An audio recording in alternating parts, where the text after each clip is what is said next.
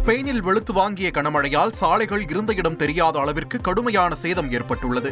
தெற்கு மற்றும் கிழக்கு பகுதிகளில் இடைவிடாமல் கொட்டிய கனமழையால் பல இடங்களில் வாகனங்கள் வெள்ள நீரில் சிக்கிக் கொண்டன. இந்த நிலையில் இந்த வாரம் முழுவதும் ஸ்பெயினின் பல்வேறு பகுதிகளில் கனமழை நீடிக்கும் என்று வானிலை ஆய்வு மையம் எச்சரிக்கை விடுத்துள்ளதால் மக்கள் தேவையற்ற பயணங்களை தவிர்க்குமாறு அறிவுறுத்தப்பட்டுள்ளனர்.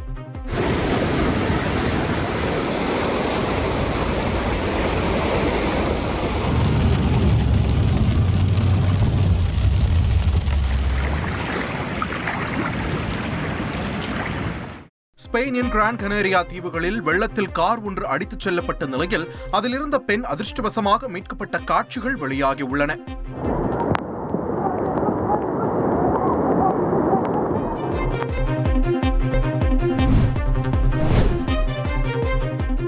இந்தோனேஷியாவின் தலைநகரான ஜகார்த்தாவில் கொட்டி தீர்த்த கனமழையால் குடியிருப்பு பகுதிகள் பலவும் தீவு போல் காட்சியளிக்கின்றன.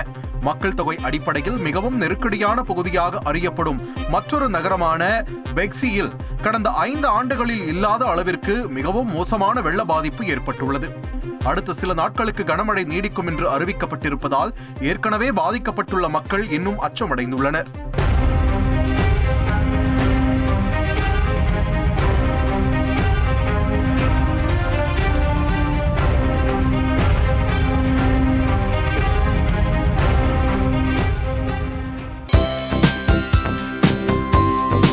தந்தி டிவியை உங்கள் கேபிள் டிவி ஆபரேட்டரிடம் இலவசமாக கேட்டு பெறுங்கள்.